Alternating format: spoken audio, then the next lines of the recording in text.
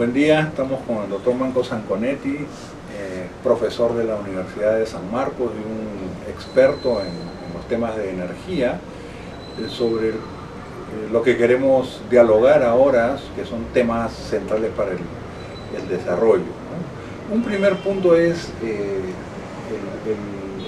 qué pasa con Petroperú, ¿no? Digamos, sobre el rol del Estado en el tema del petróleo. Había una empresa integrada que pudo invertir contra los pronósticos, decían no, va a quebrar, pero sin embargo durante el gobierno militar eso creció, se expandió, fue una empresa potente, después se privatizó, se descuartizó y ahora no pueden ni siquiera invertir, está Petroperú. ¿Tiene sentido mantener una empresa estatal del petróleo como pensamos muchos, o hay que hacerle caso a los que dicen que para qué cuesta mucha plata, para qué inviertes en refinerías como la de Talara, que es un desperdicio de... ¿Cómo responder a este tipo de argumentos? Creo que la experiencia internacional, Alan, ante todo, gracias por la invitación, resulta ilustrativa, ¿no? Miremos Chile, un modelo de apertura, de regulación. Miremos Bolivia, ¿no? Chile con su empresa ENAP, ¿no? Empresa Nacional de Petróleo, un modelo distinto como el boliviano, que nacionalizó los hidrocarburos y prácticamente resucita YPF boliviano, yacimientos fiscales bolivianos, prácticamente que está en el cementerio, ¿no? Claro, está moribunda. Yo diría, del 2006 para adelante, el 100% de la comercialización de los hidrocarburos, Bolivia no tendrá petróleo, produce menos que nosotros, 35.000 barriles al día, pero tiene gas natural, produce más de 2.000 millones de pies cúbicos al día, donde casi el 80% se va al Brasil, ¿no? Entonces, Brasil y Argentina, y el resto queda para la economía interna. Y Chile no tiene petróleo, no pero tiene, sin embargo tiene una empresa petrolera. Exacto, moderna, que desde 2004 impuso estándares ambientales bien altos. Justamente fue el primer país en esta parte del mundo que puso límite de 50 partes por millón de azufre, ¿no? Cuando los argentinos quisieron penetrar en el 2001-2002 al mercado chileno, que era muy atractivo, pues es casi 50% más mercado que el Perú. Si el Perú procesa 220.000 barriles, 250.000 barriles al día, Chile está por los 400. Entonces, además era importador de gas argentino, luego le negaron el gas argentino. Entonces, en esa coyuntura, el objetivo en Chile es tener una empresa de hidrocarburos estatal que garantice, ¿qué cosa? La autonomía energética. Ellos producen también entre petróleo y gas 30.000 barriles, tienen una empresa filial de ENAP y Petrol, que es una empresa que produce en Colombia, produce en Ecuador, está en el África, está en Libia, ¿no? Y el objetivo es alcanzar la autonomía energética. El otro modelo es el modelo colombiano, un país que también ha tenido problemas de guerrillas internas, narcotráfico, y que es más parecido al Perú porque su geología casi es similar, digamos. Entonces, y sin embargo tienes a Ecopetrol, una empresa eficiente que funciona en el mercado como empresa, ¿no? Sin mayor interferencia de los gobiernos de turno. Tú sabes, en Colombia los gobiernos son conservadores o liberales, ¿no? Entonces, claro, y los malos ejemplos estarían por el lado de PDVSA de Venezuela y Petrobras, asociada a la corrupción, digamos, ¿no? ¿Por qué? Porque allí en esos casos hay un mandato o una intervención de los gobiernos de turno, ¿no? Y evidentemente lo usan como caja chica. Entonces, ¿por qué tomo este ejemplo? Porque en el Perú, a Petroperú, justamente la han manejado de esta forma. O sea, y los gobiernos de la época de Fujimori, hasta no hace mucho, tú ves Petroperú, cuando uno entra a las páginas del Ministerio de Energía y Minas de Proinversión, es una empresa que estaba al borde de lo que nosotros llamamos, ¿cómo se dice? Como pasamallito, ¿no? O sea, al borde del precipicio, ¿no? O sea, oye, una empresa que a pesar que en el Congreso se aprobaron en 2004, 2006, la ley que excluye a Petroperú de la privatización, la ley de su fortalecimiento para justamente tener la integración vertical, que es la forma eficiente, técnica de operar. Entonces, o sea, Chile es un ejemplo. Ellos manejan la refinería, manejan la distribución mayorista, no tienen grifos propios, ¿no? Pero tienen distribuidoras y explotan petróleo en Chile, pero básicamente afuera, en Argentina, en Ecuador, en Colombia, están en África. Entonces, los colombianos están en Colombia, antes producían 200.000 barriles, llegaron a producir 1 millón de barriles al día, hoy están en 800, pero el 70% de su producción lo hace la empresa estatal, con refinerías modernas. Entonces, y es una empresa rentable, pero que se maneja muy aparte de las decisiones del gobierno. ¿Podemos acercarnos a esas experiencias exitosas? ¿La refinería sería un paso en ese sentido de Talara por lo que se está haciendo? ¿Qué habría que hacer? ¿Qué falta para justamente que tengamos allí lo que yo veo desde los hermanos que venimos siguiendo nuestras investigaciones, se impuso, por ejemplo, la modernización de la refinería de Talara con 5.000 millones de inversiones, un poco más, 5.500 por decirlo así, que se va a pagar en 20 años. Que es una refinería que es rentable, 8% en todos los casos es su tasa interna de retorno, pero para ciertos sectores mejor invertidos esos 5.000 millones hubiesen sido de educación y salud, cuando desconocen el carácter estratégico de los combustibles. O sea, y una prueba, cuando hubo el conflicto con el Ecuador, justo en estos meses, en estos días, el año 95, cuando algunos politicólogos señalaban que es imposible que haya conflictos en América Latina, nos reventó en la cara el conflicto con el Ecuador. Y el cabotaje lo tenían barcos extranjeros y no chilenos. Y los chilenos y no teníamos cómo trasladar combustible para nuestras Fuerzas Armadas en pleno conflicto. Entonces Petroperú tuvo que alquilar buques y tuvo que poner el combustible de aviación, ¿no?, para los cazas, los aviones de bombardeo y para los buques. La última experiencia que hemos tenido, el fenómeno del Niño. El fenómeno del Niño del 2017. ¿Quién llevó, ¿no?, los combustibles? La Marina, pues la Marina tuvo que llevar. Pero con los combustibles de Petroperú a cero costo. Así es. Entonces, le hubiera costado un ojo de la cara, digamos, sin tener eso.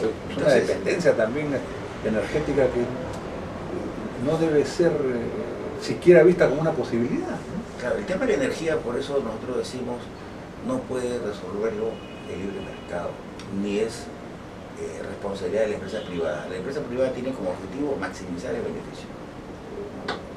El objetivo de un Estado que pretende ser Estado es justamente abastecer de combustible la cobertura nacional, porque hasta hace unos 3-4 años, por ejemplo, al privado, en este caso la competencia Rexol o cualquier importador, no le interesaba cubrir la Amazonía. No es rentable. Porque no recuperaba IGB por el régimen tributario de exoneración, ¿no? Está exonerado el IGB y todos los selectivos. Entonces, Petroperú importaba el petróleo porque tiene que importar el grueso, digamos, de cada 100 barriles, 50 son importados, pero que procesa Petroperú, y por ese petróleo importado pagabas el 18% de IGB.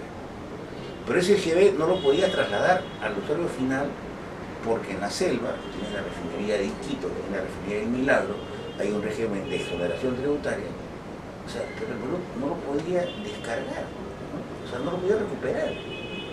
Entonces, prácticamente del 2001 hasta el 2014, eso representaba un subsidio de Petroperú a la economía de 200 a 300 millones de soles por año. Entonces, por eso Rexol, ninguna empresa le interesaba abastecer la Amazonía. Ahora, tenemos gas. Se supone que es una energía más limpia. Ha habido muchos años en los que no se terminó de explotar. Se prometió el tema del gasoducto en el sur. se planteó esta necesidad de un polo petroquímico que en realidad plantearía un desarrollo para toda la macrorregión del sur, y eso se ha venido postergando. Y ahora tenemos la situación en que uno de los gobernadores, o dos de ellos, dicen, vamos a importar gas de Bolivia, teniendo nosotros gas. ¿Cómo ves este problema? Interesante la pregunta, Alan. Creo que puede ser una publicidad para mañana en el diario 1, sale un artículo justamente que acabo de terminar, ¿no? Yo llamo esto una irracionalidad más. ¿Por qué? Actualmente Bolivia produce 2.000 millones de pies cúbicos al día, ¿no? Y sus reservas probadas de gas no llegan a los 10 trillones, ¿no? 10 trillones gringos, 10 billones nuestros. Nosotros tenemos una producción de 1.250 millones de pies cúbicos al día y nuestras reservas probadas son de 15 trillones. O sea, tenemos 50% más reservas que Bolivia. Pero de esos 1.250, 400 se van a México, pactados en un contrato infame a precio vil, con regalías realmente de oprobio, de vergüenza, ¿no? Eso todavía no se ha analizado, fue promesa del gobierno, y en la campaña salió que quizá lo de Odebrecht iba a quedar chiquito frente a lo que se podía cocinar acá también en corrupción. Claro, entonces ese es un tema que queda pendiente por el gobierno de Alejandro Toledo, porque mira, ya estamos en una época donde tenemos que decir la verdad y nada más que la verdad, porque vamos a ganar, ¿no? Conocemos tantos años de que, mira, ningún gobernante puede transferir, asignar casi 2 trillones de pies cúbicos a ti, con el Grupo Internacional. Eso no es gratis. Ya hemos visto el destape, eso no es gratis. Y bueno, ya está, ya se hizo las megas inversiones y todo lo demás. Pero lo que no se hace es el gasoducto y queremos importar, o sea que... ¿Qué pasa? Mira, hay dos cosas que tenemos que diferenciar para los lectores o los oyentes, ¿no? Televidentes. Una cosa es el GLP que se vende en balones, que es una mezcla de propano y butano, y que en la práctica ya Puno es la puerta de entrada del contrabando, o hormiga que le llaman, y hay estimados de 25.000 kilos diarios de combustible. Ojo que es un combustible subsidiado en Bolivia, ¿no? Que se vende al cambio, al tipo de cambio de los bolivianos, allá a 11 soles, 10, 11 soles, en Puno a 15, y llega hasta Arequipa, y se paga menos. O sea, y eso entonces tiene es una red, claro, igual que Tumbes con el combustible de contrabando que entra del Ecuador, que también tiene combustible subsidiado, ¿no? Entonces, con la nacionalización de los hidrocarburos del 2006, a Evo le sobra GLP y tiene excedente de gas natural, ¿no? Con un agravante, el próximo año se vence el contrato de exportación de gas boliviano por 20 años al Brasil. Necesita nuevos mercados. Que sale de Sao Paulo, claro. Que sale, perdón, de Tarija, ¿cómo se llama? De Oriente, ¿no? Santa Cruz, y en un gasoducto que fue financiado por Petrobras, a Sao Paulo. Ahí está el grueso, son más de 35 metros cúbicos, que vienen a ser más o menos 1.200 millones de pies cúbicos al día. Esa es la importación. Que fue pactado a un precio político, ¿no? Se entendieron Evo con Lula, ¿no? Pero los bolivianos fueron inteligentes en el sentido que indexaron el precio del gas al precio del petróleo, como debe ser.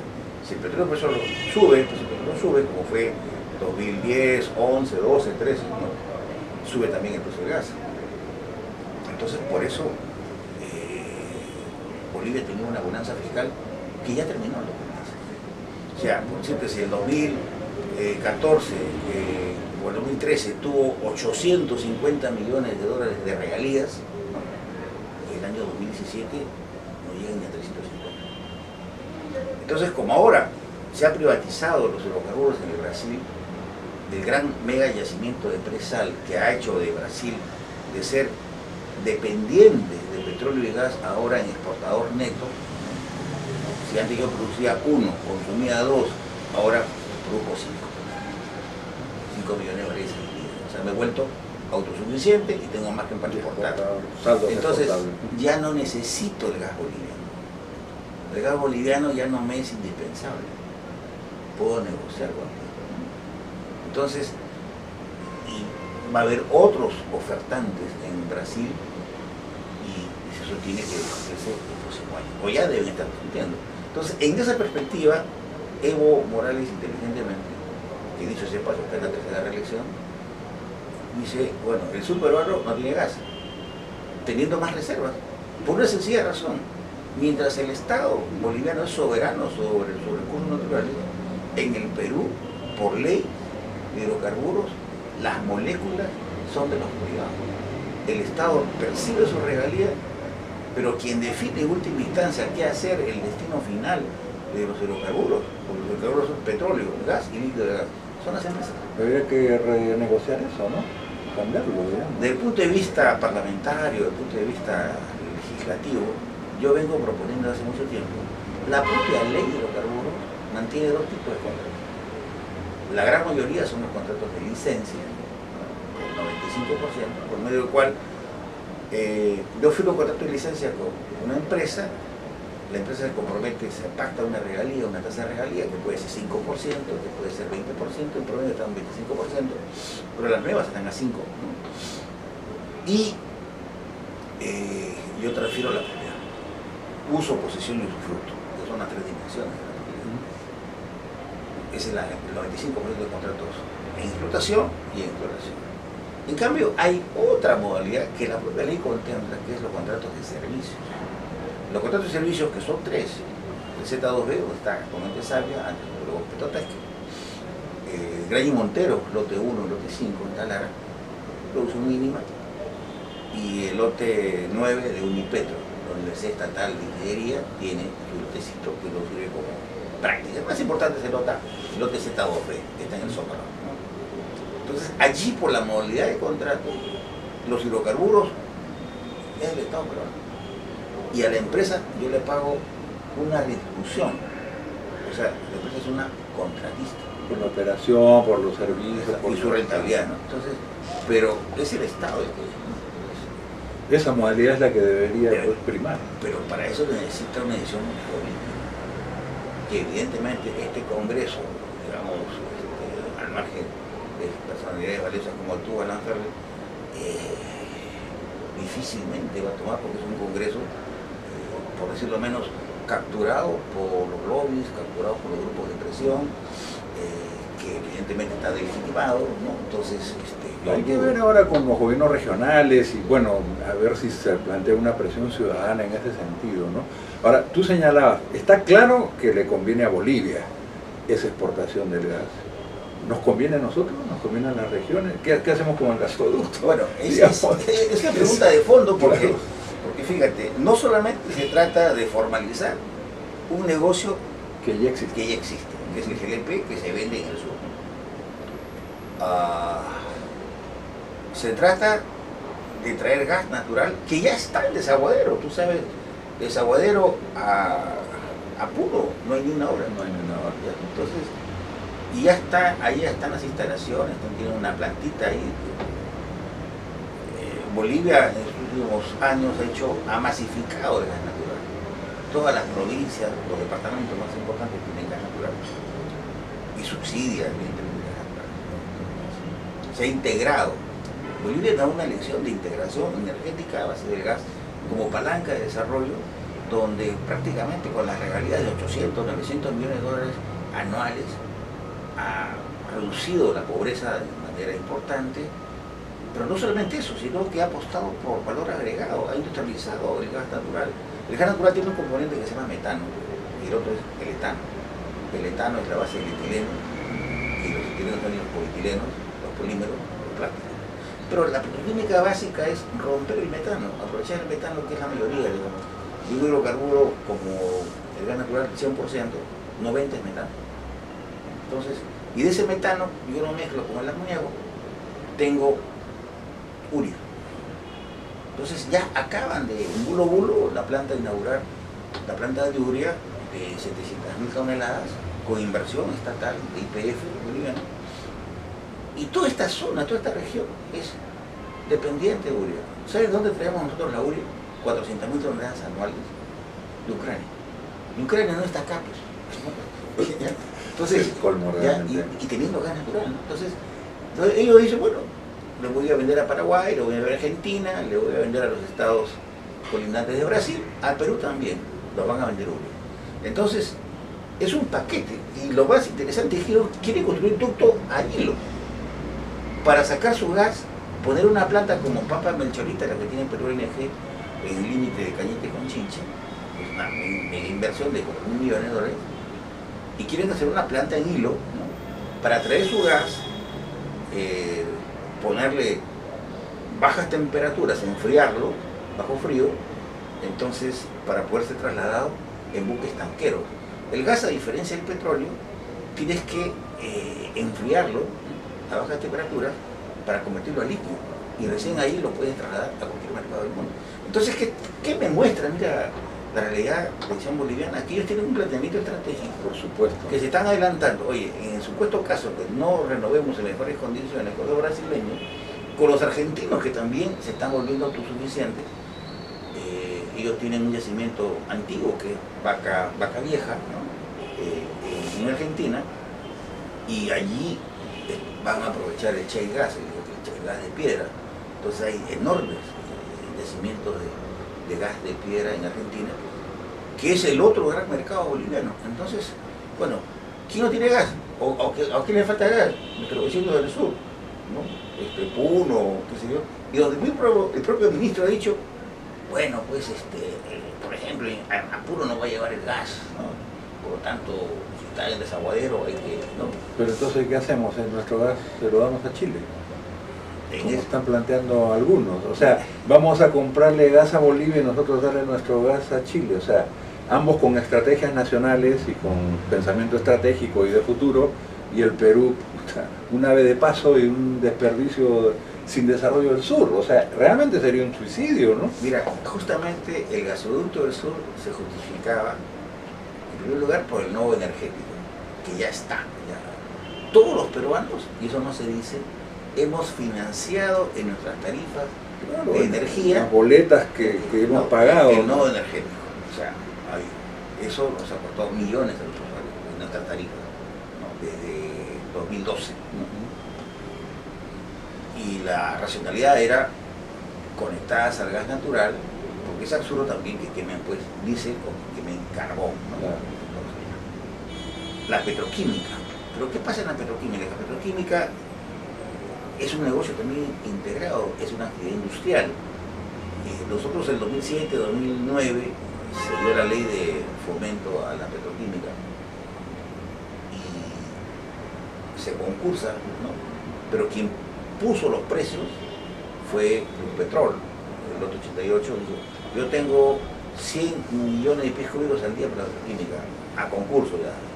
Pero el precio resultante fue tan alto, 5 o 6 dólares, que cuando vino la crisis del 2008 en septiembre, la crisis financiera, entre ellos se cayó el precio del gas natural, de 10 dólares unidad de medida, ¿no?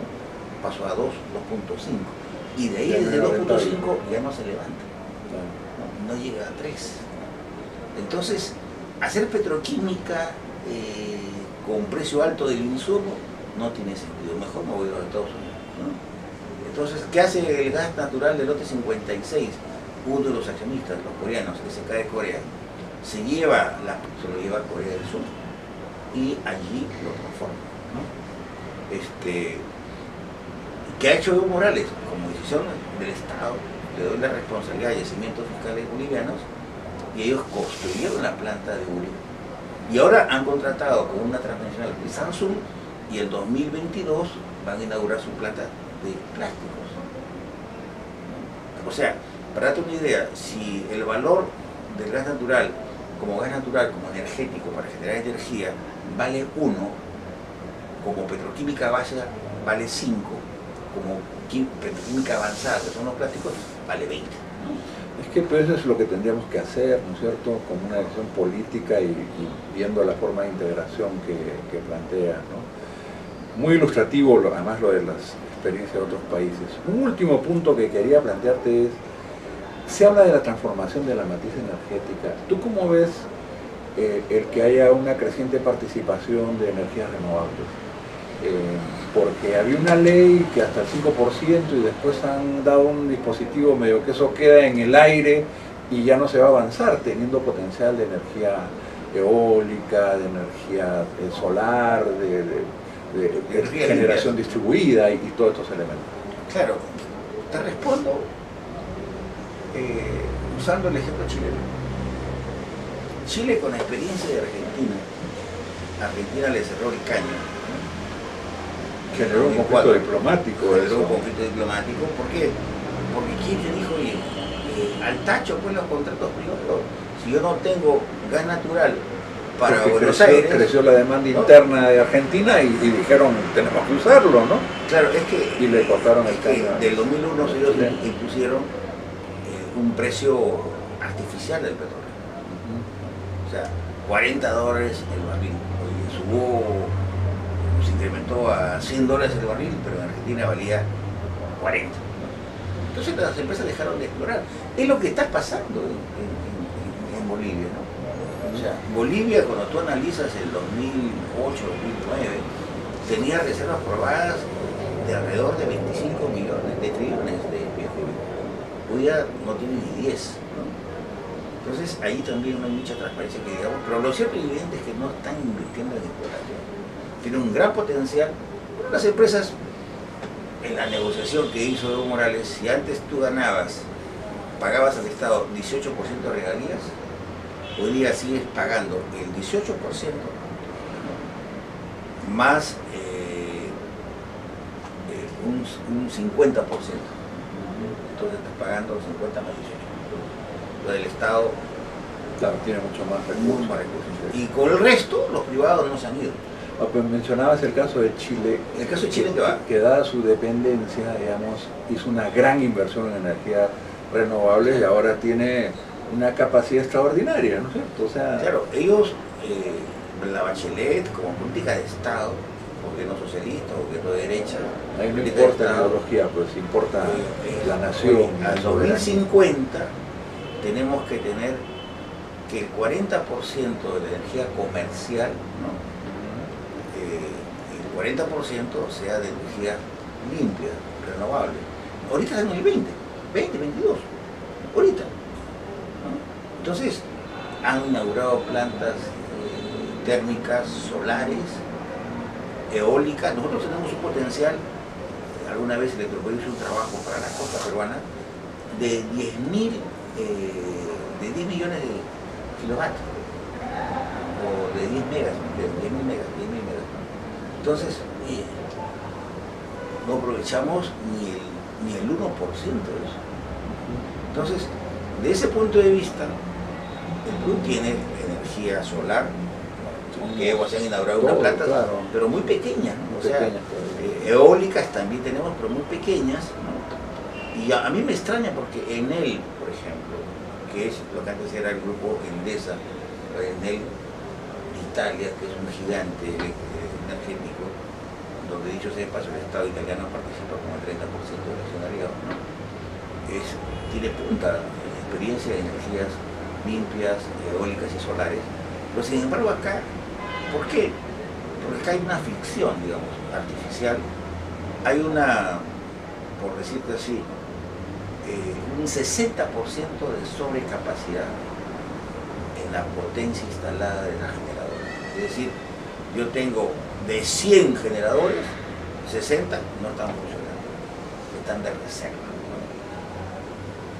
¿no? Y uso 40. Pero esos 60 no significa que den plata. En nuestros recibos todos les garantizamos un 12% de rentabilidad. O sea, el hecho de que yo esté disponible, afianzando la seguridad energética, así no produzca energía, yo tengo una rentabilidad, una tasa garantizada. Y cuando hablo de generación, ¿por qué? Porque la tarifa del 100%, el 50% es generación, el 20-22% es la transmisión, que la subimos todos y ahí asumimos una serie de sobrecostos, ¿no? y el resto, 30%, es distribución. O sea, el costo de generación es el costo más importante. Entonces, en ese costo de generación, ¿qué está pasando? Tú tienes tres mercados en el sector eléctrico. El mercado regulado, que somos todos nosotros, ¿no? Más de 7 millones de usuarios, pagamos un promedio de 60 a 65 dólares por megavatio hora. Están los clientes libres, que ahora se ha ampliado, se ha relajado la norma. Ahora los clientes libres son todas aquellas empresas que pueden comprar directamente su energía a un distribuidor o a un generador. Basta que tú tengas 250 kWh hasta 2000, ¿no? Puedes pactar y negociar, es un contrato privado, ¿no? Tú me vendes y fijamos la tarifa entre privados. Pero hay un mercadito que es el mercado spot, un mercado de corto plazo, un mercado de 24 horas. Pero antes, el mercado libre más o menos la tarifa está a 20 dólares, 20 dólares el megavatio hora. En el mercado spot, que solamente es para las empresas de generación, donde traza ofertas y demandas, compras y ventas, pero también para los grandes consumidores, tipo las mineras, en ese mercado spot, ¿sabes cuánto está el costo de generación? 9 dólares, 8 dólares, 10 dólares. Cambia. Entonces, muchas empresas dicen, yo compro en un mercado de corto plazo y le vendo al regulado. O sea, compro a 10 y lo vendo a 60. Entonces, en ese contexto, agrégale que las 5 o 6 empresas de generación más importantes están alrededor de Lurín, Chilca, y se alimentan del gasoducto que trae el gas natural del lote 88. O sea, que es un precio regulado, barato. Entonces, las empresas eléctricas, ¿qué hacen? Compran el gas barato a un precio regulado y venden energía cara. Pero a pesar de eso, a pesar de todas esas anormalidades de mercado, entre comillas, ¿no? Las empresas dicen, bueno, las tarifas siguen subiendo, a pesar que el 60% de generación no se usa, ¿no? Y no se usa, ¿por qué? Porque tú pensabas que se iban a llevar los grandes megaproyectos, ¿no? Iba a salir Conga, iba a salir María, iba a salir Queyabeco en su momento, La Granja, ¿no? El aeropuerto, ¿no? de Cusco, Chinchero, claro, todo. Se iban a ver. Y para eso pues se necesita energía, ¿no? Normalmente si tú creces a 5% PBI, tu demanda eléctrica va a 2 puntos adelante, 7%, 8%. ¿No? Ahora crecemos a 4%, tu demanda crece a 6%. ¿No? Pero estas se sobre invirtieron, ¿no? Es más, con plata subsidiada nuestra, ¿no? Y ahora que no se ha crecido como se debió crecer, no pasan la factura, ¿no? Entonces, apostar por las energías renovables también, como en el caso de la petroquímica o el gasoducto del sur, o tener autonomía, ¿no? Pasa por decisión política, ¿no? O sea, las tasas de rentabilidad de las eléctricas, que pasan piola, dicho sea de paso, porque nadie se mete con ellos, son más altas que las mineras que usan digo todos. O sea, de cada 100 soles de ingreso, su rentabilidad es 40, 50. ¿No? Incluso cuando la economía va mal. Incluso cuando va mal. Bueno, porque realmente muchas gracias. Nos has dado una muestra de la complejidad del sector, de las cosas que hay que corregir, del contraste con experiencias exitosas de países vecinos. Claro, no son europeos. No son europeos, y que ojalá podamos avanzar en ese camino con las fuerzas sociales y políticas que, digamos, tomen esa decisión de retomar un camino de desarrollo y autonomía en el plano energético en el desarrollo nacional. Muchas gracias. Gracias a ti, Ana, y siempre felicitándote por tu labor parlamentaria y con todo el apoyo. Gracias. Bueno.